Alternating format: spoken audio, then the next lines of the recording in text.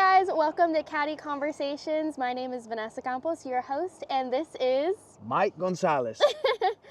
Mike, tell us a little bit about yourself. A little bit about myself. Well, I'm a professional musician. I'm also from Brownsville, Texas, just like her. Yes, sir. And we're pretty much family.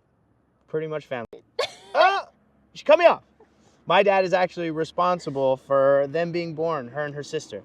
My dad introduced her mom and her dad together, and now we're just family. All family. Precisely. That's exactly right. Here we go.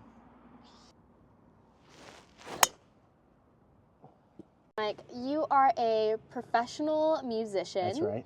What musical instrument do you play? I play drums. Awesome. And a little bit of piano too. I'm getting better. Really? I'm getting better. Yeah. So tell us what got you into drumming. Well, actually, I've always wanted to be a drummer. I just never had the opportunity when I was a kid. So I joined band. I learned how to play snare drum and mallets and timpani and all that stuff. It just never took. I took to it, but I knew I wasn't going to do that. Like, I wanted something cooler, essentially. It was all cool. I learned how to read music in middle school. And shout out Miss Stone. She was my band director in middle school at Stillman Middle School. Hey, that's where I went. You went to Stillman too? I did. Come on, keep it in the family. But yeah, she taught me how to read music. Had a bunch of teachers throughout the way, percussion teachers. And I got my first drum set the summer of my junior year going to senior year. Right before I turned 18. Senior year of high school. Senior year of high school, right, yeah. And how old are you now? I'm 32. 32? I just turned 32, yeah. So approximately 14 years? Yeah, it'll be 14 years in August. Wow. Yeah, or July, August, around there, yeah. Yeah, so once I got that kit, my grandfather and my dad got it for me. I had told them that I wanted to play drum set. And they're like, "Are you sure?" I said, "Yup, I got it." I practiced for 1 year, and then I decided to go to music school because I didn't have any training before that. So I figured that needed to be a thing if I wanted to do this forever. Yeah, I mean, honestly, I was an athlete growing up. I played baseball, I played basketball, I never played golf. So here we are, dude. But yeah, so I never really got to, I never took any lessons when I was a kid. I didn't really start taking lessons until college. Shout out to Wayne Salzman III. He was my drum instructor in college, and everything I know about being a professional drummer is through him, through the University of Texas. Yeah. So after I finished, I was lucky enough to be playing with some pretty heavy people while still in college. We played a lot of jazz gigs, played a lot of so we played a bunch of restaurants. I joined a hip hop band my senior year, like right before I graduated too. It's called Magna Carta. Played a lot of gigs with them. Went on tour, started playing with Emily Wolf. It just little by little you just start getting calls to play a bunch of different things.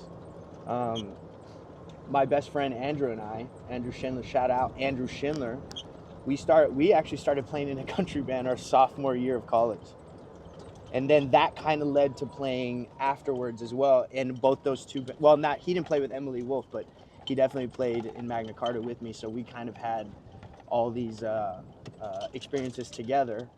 And most of that just kept, you keep getting called, and you try to do the best that you can in those situations that I was getting. And everything was just kind of like word of mouth.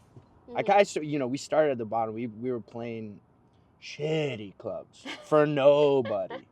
Like from a country show to like this weird pig squeal metal show. But like as far as playing with other people and me getting called for other things like that, it was just I tried to do the best that I could in every situation that I got called for. And it just kind of led to where I'm at now. It's 13 years, coming up on 14 years in August of me technically being a professional musician. Well, actually, no. It's a little less than that.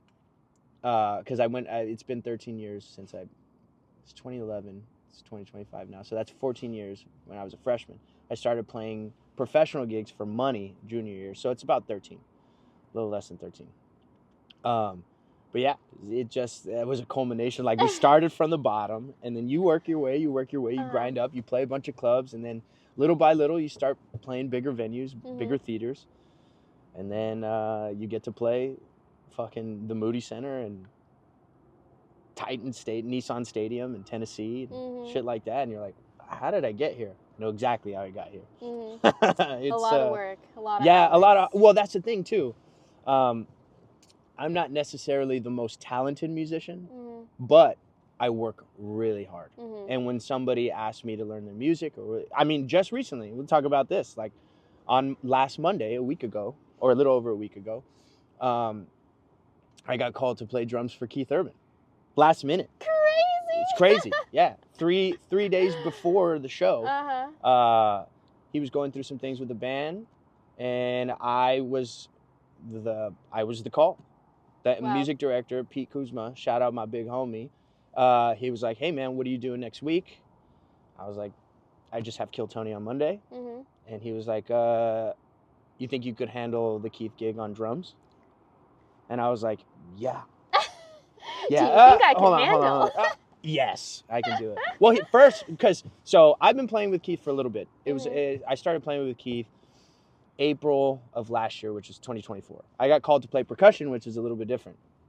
So when he texted me and called me, he was like, hey man, are you a percussionist who plays a little bit of drums, or are you a drummer who plays percussion? It's definitely the latter. I'm a drummer who also plays percussion. And he was like, oh, well, cool. I'll let Keith know. And he was talking to him and was like, hey man, I don't know. We've never seen Mike play drums. So he was like, hey dude, do you have any videos of you playing any of this stuff?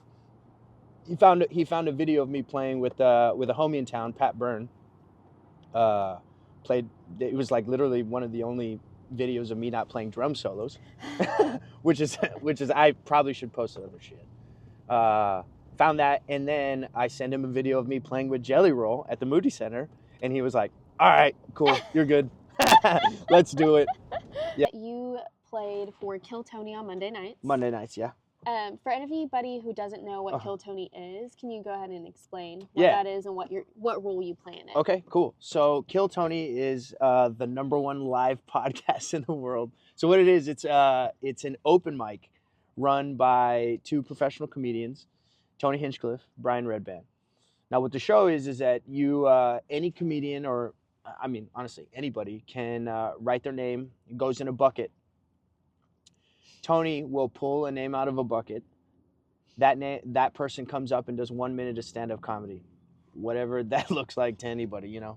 And it ranges from everybody from a crazy person off the street to a professional comedian. Come up, they do it. There's a 10-minute interview after that where Tony gets to talk, and you get to know about the person or the bucket pool. And what I do on the show is I'm the drummer. I'm in the house band. And what we do is that we'll play a 20 to 30 minute set every Monday to kind of get everybody warmed up. We're the beginning of the show. And then our role is to play people on and off in between bucket pools. And then we'll close out the show and everything. But I'm not going to say any more about it. If you want to know, go check it out on YouTube. Kill Tony Podcast on YouTube. Watch the show and then come out to a show. It's completely, watching it on YouTube and watching it live, two completely different experiences.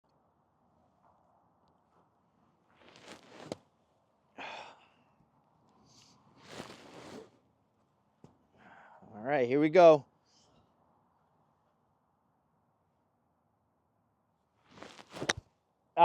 Straight into the water. Yes. Let's do that again. You can keep that one though.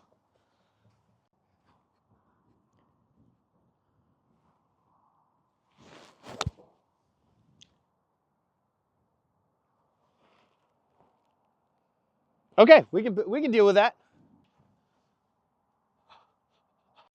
I don't know if I'm taking enough club or not. Yeah, I feel like I should be taking more club. But full send. Full send, here we go. This might be short, but we will see. Ooh, I hit it thin. Oh, my hands when it's cold. Okay. Damn. That's actually not bad. Get back on. That's a green. That works. All right, Mike. So Kill Tony is definitely it's not your ordinary band that you're playing for. It's very different, it's very unique. Can you explain a little bit about what makes that industry so unique and just a little bit of basics on the music industry? Yeah, so a little bit about the band. It's completely different than what we do outside of the show. Obviously, most of it is very improv based. Even before the show, like we're basically communicating on stage. Somebody will start a cool riff, or I'll start a drum groove, or John will be like, hey, let's play something in this style, and then one of us goes, and then we all just start going together. And that's that kind of has come out from a thing that we do every Thursday night called The Homies, which is another band outside of Kill Tony, which is pretty much the Kill Tony band. John Dees, Matt Muelling, Charles C3 Reed on drums, me on percussion, and Dane Relaford on keys also. That's The Homies. So we do that every Thursday night, but that's kind of the same. It's the same type of vibe, I guess. All improv based. We all just start playing and communicating on stage, and then we form into an idea and a vibe and a groove, and doesn't matter any type of genre. All those guys are so incredible and have such a deep understanding of music and knowledge of every different style, every different genre. So it makes it easy for us all to communicate together. And that's like, it's pretty much a writing process too. Like we're writing in the moment. So yeah, that kind of such a different vibe too. When Tony pulls a name out of a bucket, he'll say, all right, we're going to play this type of groove, or I'll just start playing and they just add on. Same thing. And a little bit about me playing with other different bands, like even playing with Keith, like I had to learn 35 specific tunes that he wanted to play, which is very, very, very different from what we do on Kill Tony. I wrote out charts. I had notes. Each song has specific endings. I have to make sure I hit all of that, and and really, really internalize the music in a small amount of time. But that's like what it is in playing with an artist like that. It's very, very structured. And when he's soloing, like if I'm with the Kill Tony band or with the Homies, like we all get to interact with each other. And with Keith, it's very different. It's like when he's going, I got to be a drum machine. I got to, give the backbeat on 2 and 4 or keep 16ths on the hat while he's fucking going off into another universe. That was something that's very different in the playing wise. As far as the industry itself, I mean, I've had a lot of experience playing in a lot of different groups, in playing a lot of different genres. A lot of it is the same, I think, but mentally I need to know who I'm hanging out with. But mostly what carries through each of these each of these situations, you just have to be a good dude. People have to want to be around you. You have to work really hard, and you have to make sure or let them know that they hired the right person. And I think that's honestly what's carried me through my career. Is I take everything so serious. Like if somebody calls me, I'm gonna approach that gig as if I'm playing Madison Square Garden, even though we're playing a backyard party. It's still the same thing. It's still the same mentality. I learn the music. I practice the music. I go and play, and you bring a good attitude. That's all the stuff that I can control. Now, other things that are out of my control, whatever. But I've learned that if you bring those things to any situation in this music industry, you'll get a call. I've been lucky to get calls like that. And as long as I keep doing what I'm doing, and if you have any questions or anything like that, like I would say, take those specific ideas to your best of ability. And when you get the call, do the same thing. Show up prepared, show up on time, show up with a good attitude, show up to be like coachable. If they ask you to do something, yeah, okay, cool, let's make it happen. If you don't have any of that, I guarantee you ain't ever gonna get a call. Where do you think that work ethic and that mentality to work hard and just get it done comes from? So I've been lucky enough to have incredible role models in my life, starting with, and I saw this as a kid, is my grandfather, Abel Gonzales Sr. He owns his own company and has owned his own company even before I was born. Him and my grandmother built that together, just them two. And over time, it grew into what it is now. All my family works for the company, my mother, all my tias, my tios, everybody. And I got to see how hard he works even to this day. He actually just turned 90 and is still the CEO of his own company, still working hard, making decisions. His brain's still, as sharp as a fucking knife, you know?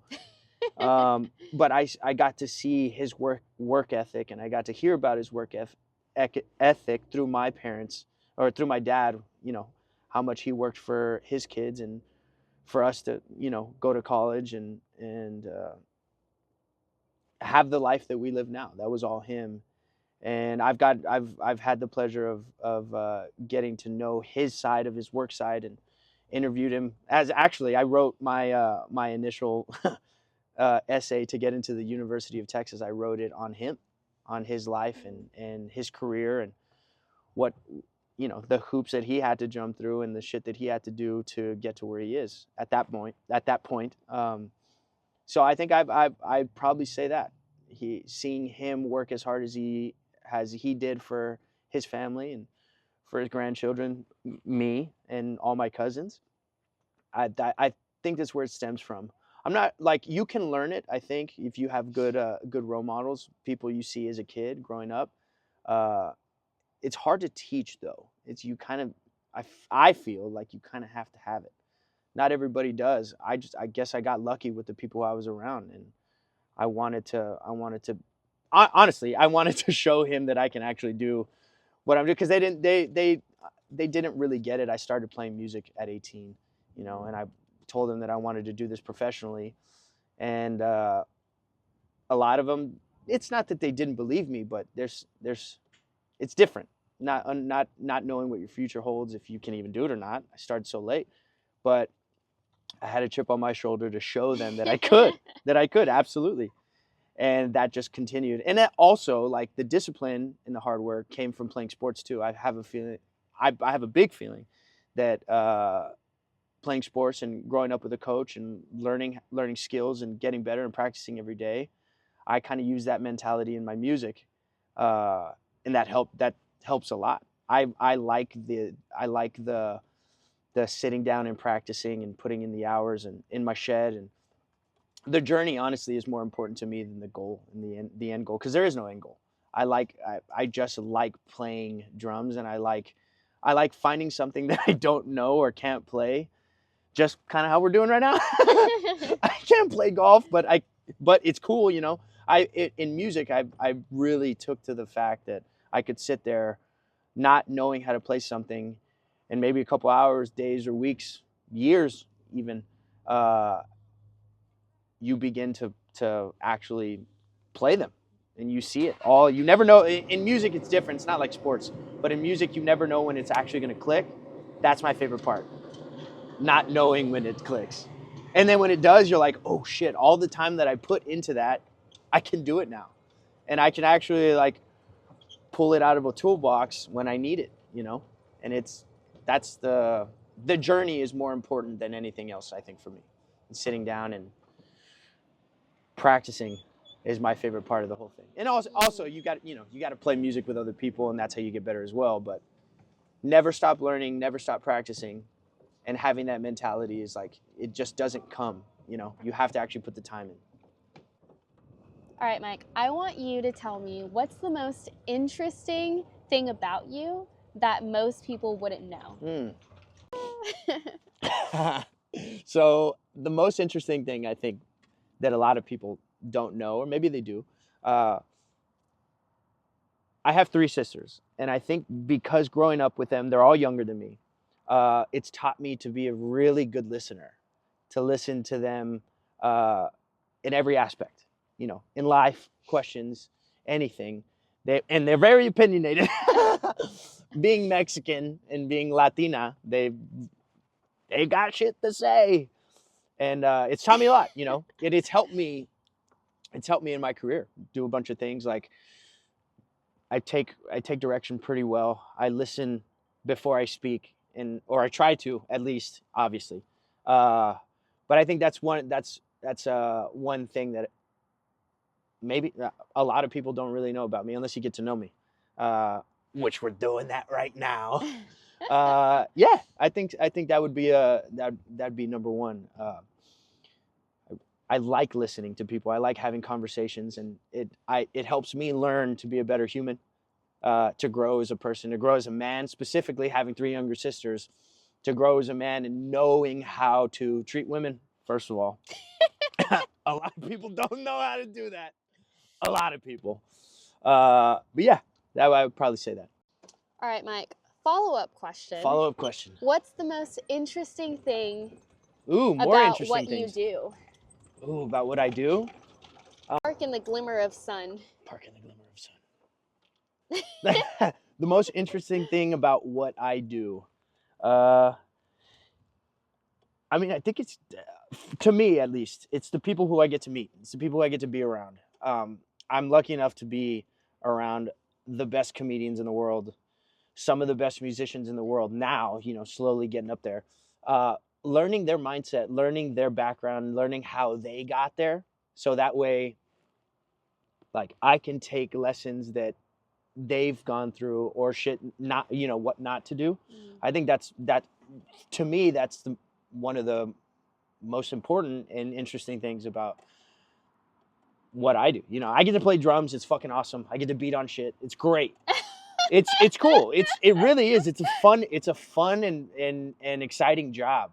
But it's like off the stage, hanging out with all these people, learning from the musicians, learning from the comedians, and watching them, you know, fuck around and bust their balls with each other, and it's great. I love it. I'm learning a lot about life off the stage too, and that's super important to me.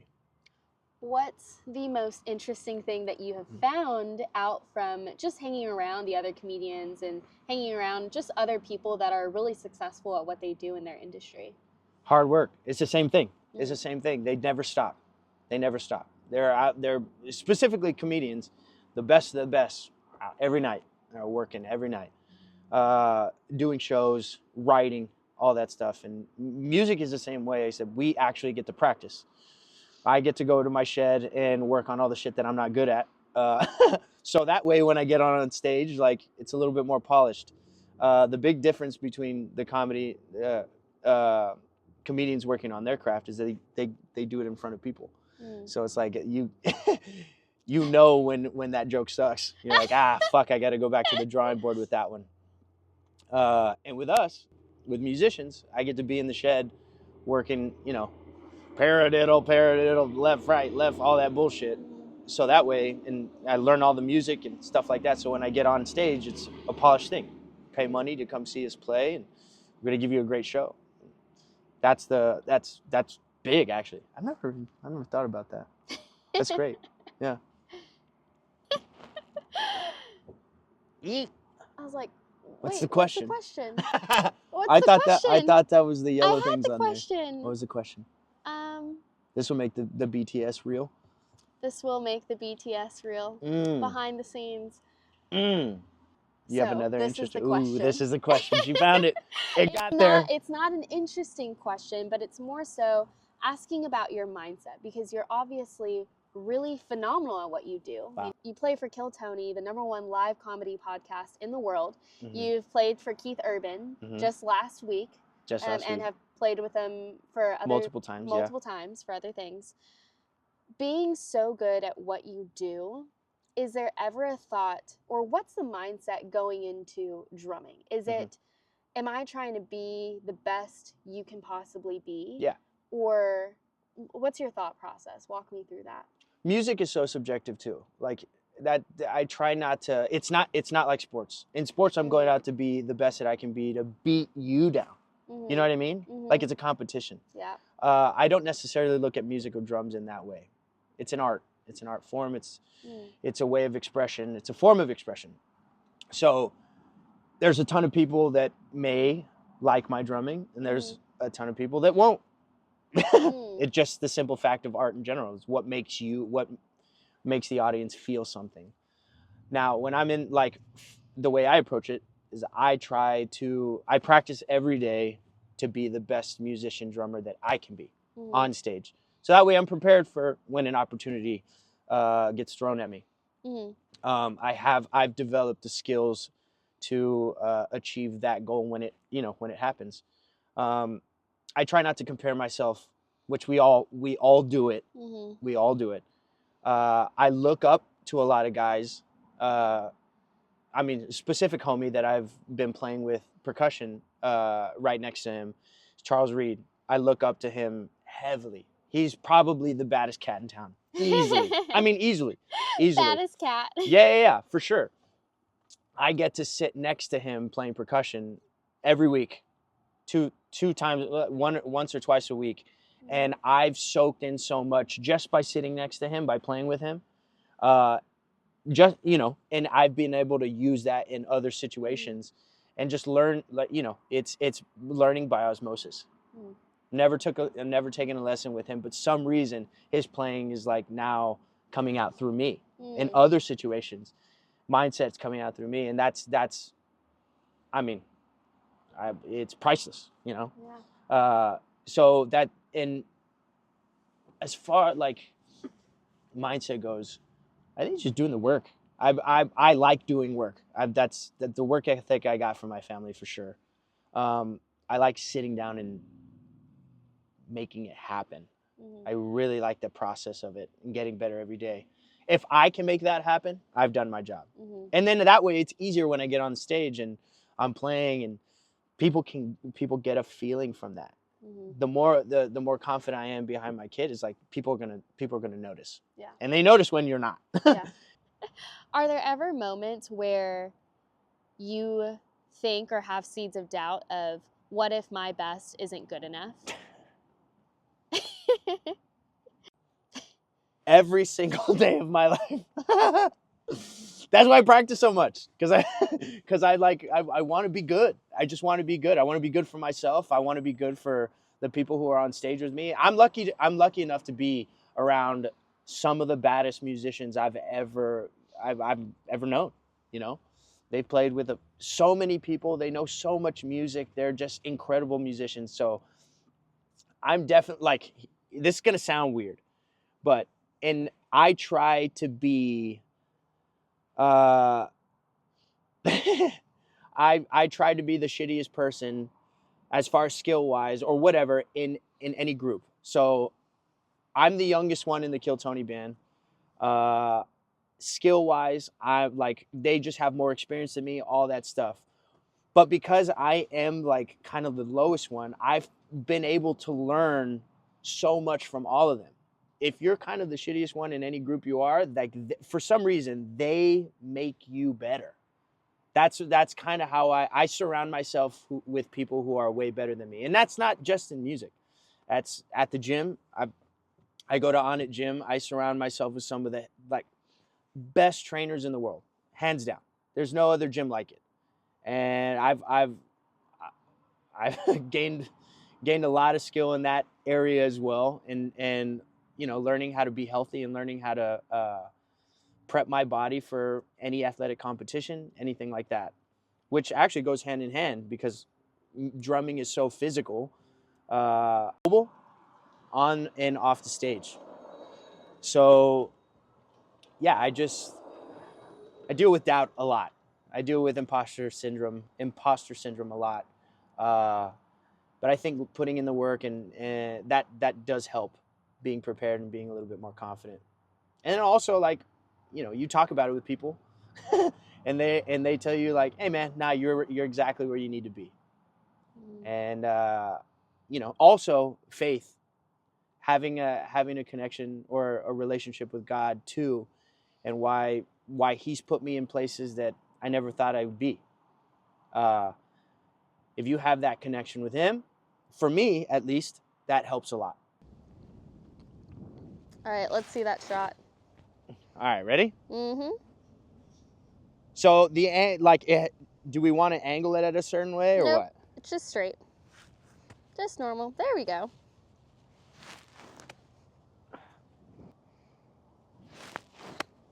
Wow, that was actually so good. What? I That's mean, wild.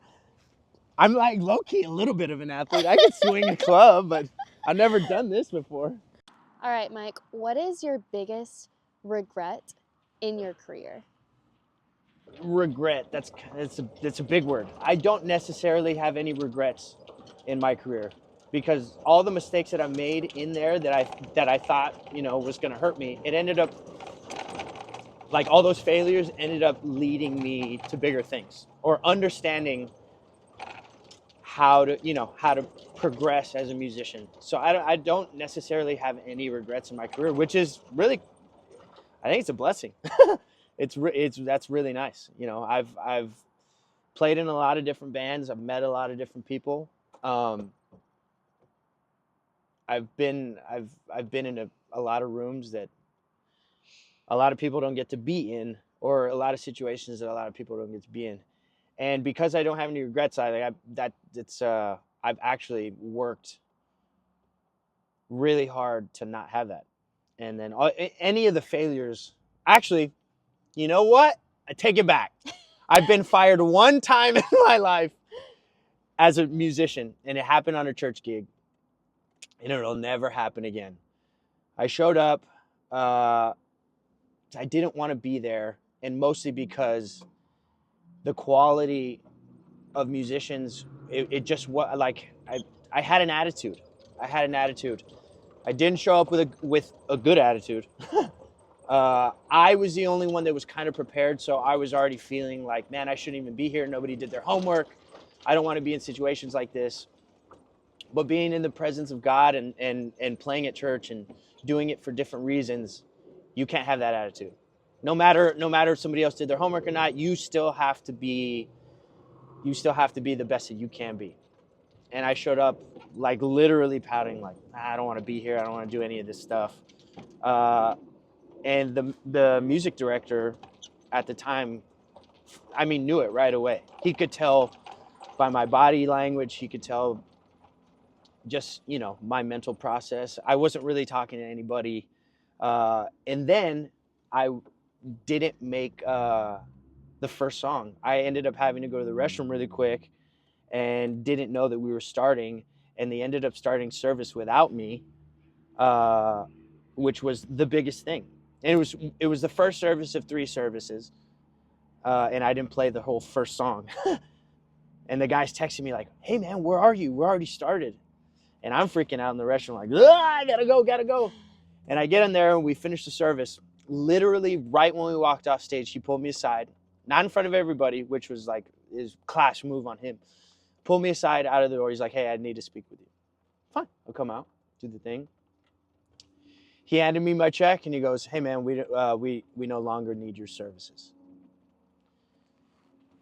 How old were you? This just happened like 2 years ago, maybe a year and a half. No, 2 years ago, 2023. Wow. It was like September, October of 2023.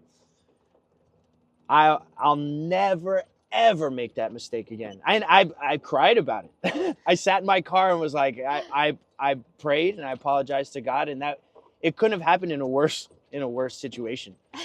At a church gig. Ooh. Wow. Yeah. I don't regret it though. Still, I don't regret it. It was a lesson that needed to be learned. Wow. No matter what situation it is, you have to give your all. And if you don't want to be there, say no to the gig. And he and I are actually still friends, the music director. And I've played at that church afterwards. We had a good talk and understand where I was mentally and where my mindset was, and it wasn't in the right place. And I'm a better human. I'm a better musician, and I think I'm a better person in general through the whole process. Mm-hmm.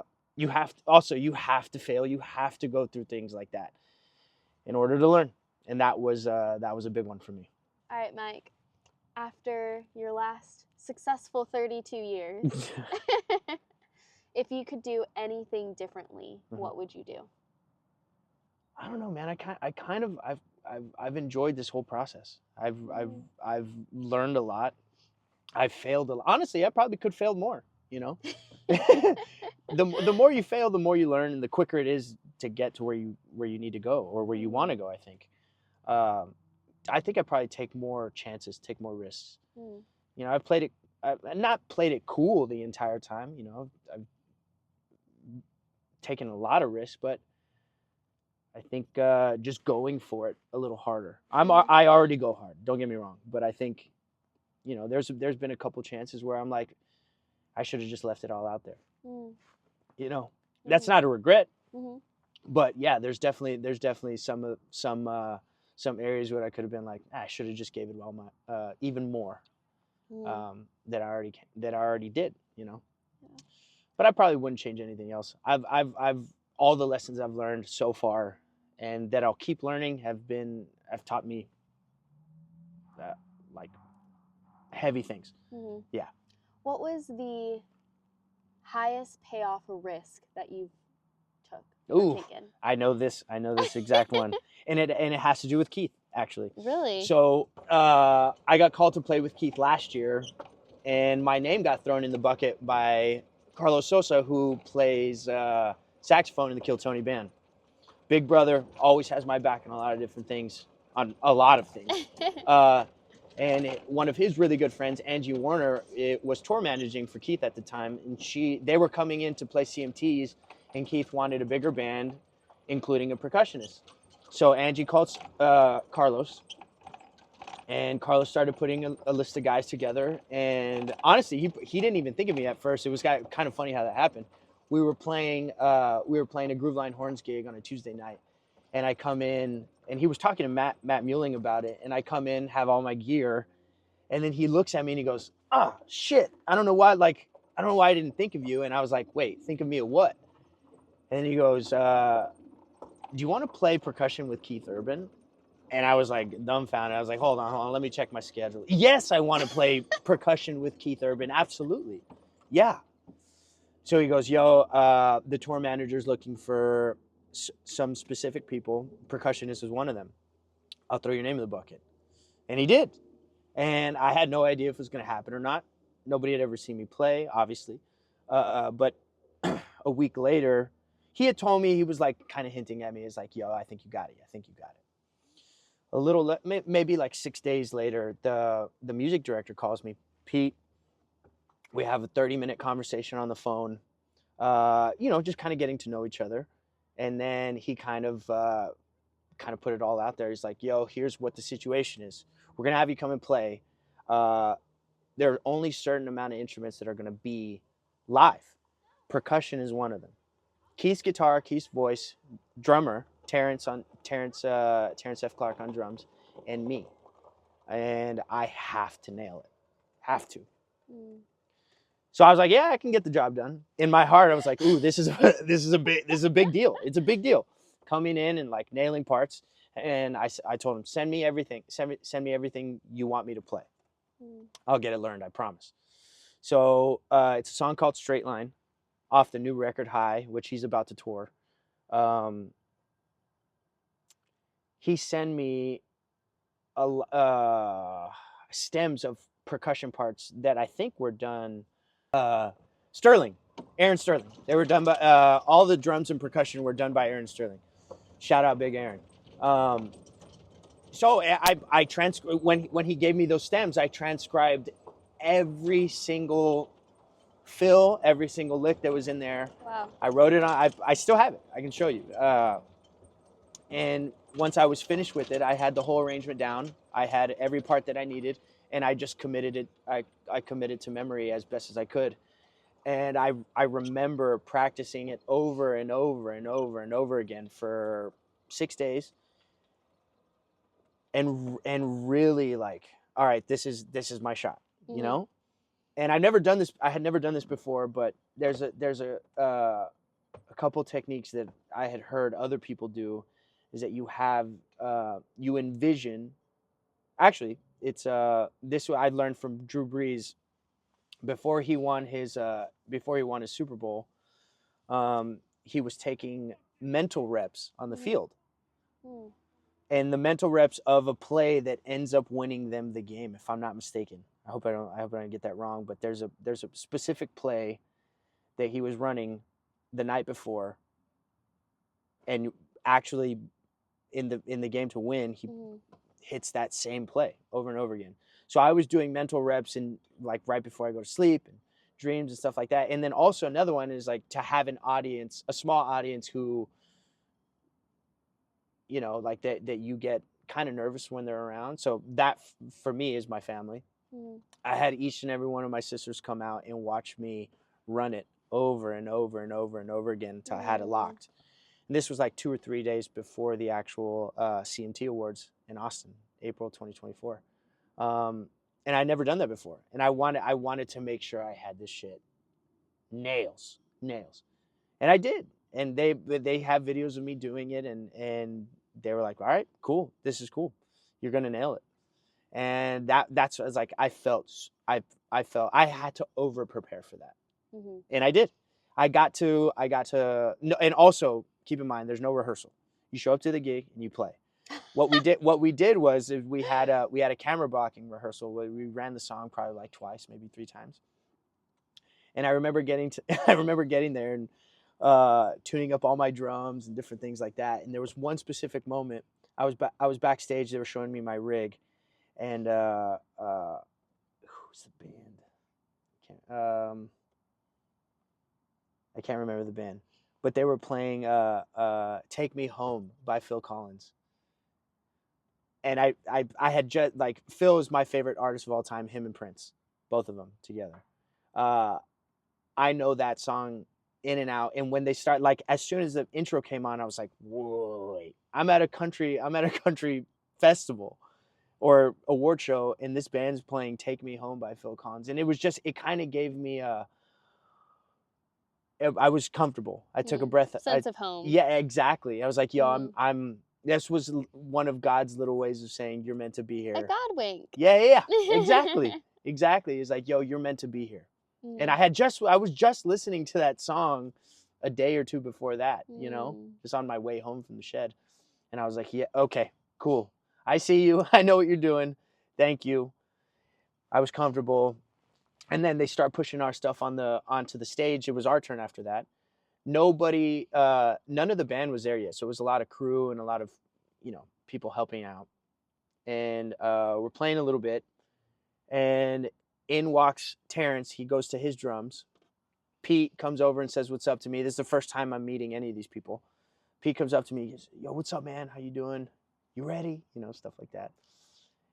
And we start playing a little bit. Everybody's kind of doing a little sound check. And in comes Keith from the corner of the stage. And doesn't say hi to anybody. First, he looks at me. He sees the big drum rack, and he looks at me and just makes a direct line to me. And he came over and he goes, yeah, I know, it's crazy. He didn't say anybody. Like, he just, as soon as he walked on stage, he made a direct line to me. And he walks up to me, and I'm on my riser. And he looks up and gives me a fist bump. He goes, hi, Mike, I'm glad you're here. And I'm like, whoa. And there's another, you know, he didn't have to do that. He didn't have to come say hi. You know, we're rehearsing. He's like, get to his guitar or whatever. But he did. He made it a point to come and say hi to me. And that is another sense of calm, like, I'm exactly where I need to be. Yeah. So we start running it, and everything's like, it's going great. The tracks are in the ears. You know, everything's going according to plan. And there's a couple moments there where there's these big tom fills in the first verse, and I'm playing them and doing all the stuff. And Keith's now, like, he's getting set up with his ears and his guitar and all this stuff. And I hit this one big fill that's in the record that you don't hear live unless I'm playing it, right? So he turns around and he goes, yeah, man. And I was like, let's go. I'm nailing it. And this is just kind of like the camera blocking rehearsal. And Pete looks at me, he goes, yeah. So that goes really well. We walk off stage. They pull all the stuff off stage. You know, they're getting the stage set for the other act that's coming on after us. And I talked to Pete and I talked to Terrence, and they're all like, dude, hell yeah, you nailed that shit. And Terrence goes, yo, man, you might have just fucked around and got yourself a gig. And I was like, bro, that's crazy, but also we haven't played the gig yet, so let's play the gig. And then we can talk about that afterwards. And the gig ended up going even better than what that was. I Wow. nailed everything that I practiced, everything that I memorized, everything that I transcribed. I hit everything. High risk, high reward. High risk, high reward. Wow. I over prepared, and that was one of the reasons why they kept calling me back afterwards. Yeah. Crazy. Amen. Amen. You obviously love what you do. You've been drumming ever since you were a senior in high school, and you haven't put it down since. Do you think you have to love what you do in order to be successful? Yeah, I mean that's just pretty simple. You have to love what you do, in order like to get or to attain the skill to become a professional. Like you got to put the time in, you got to put the hours in, you got to put the hard work in. I've I wouldn't have it any other way. I really love it. Last hole. Last hole. Last hole, 18th hole. 18. 18. What is your 18th hole? My 18th hole. I think before I leave this earth, I want to, first of all, live a successful life through my family, with my family, and first and foremost, you know, whatever wife that I have soon, whatever kids that I have, leave them set. And it really has nothing to do with music, more of just knowing that I did the best that I could on this earth, I think. Yeah. For the people around me first. And then, you know, I played all the gigs. I've done, at that point, I probably have done a lot of the things that I wanted to do and a lot of things that I never thought I was going to do. I think that knowing that everybody around me is okay before I leave is the biggest thing for me. Amen. Well, Amen. Thank you so much for coming on this podcast with me. Yeah. Of course, like I said earlier, this podcast is about learning about different industries and what makes people like you so successful in that specific industry. And I was Yeah. able to learn so much about the drumming world and the Yeah, musician some world of it, today. yeah. And really just learning about hard work. And I think you are just the biggest testament and success story that hard work does pay off. Wow. Thank you. So it's been a pleasure to have you out on the golf course for Love the first it. time. Come Let's on. go. Yes, ma'am.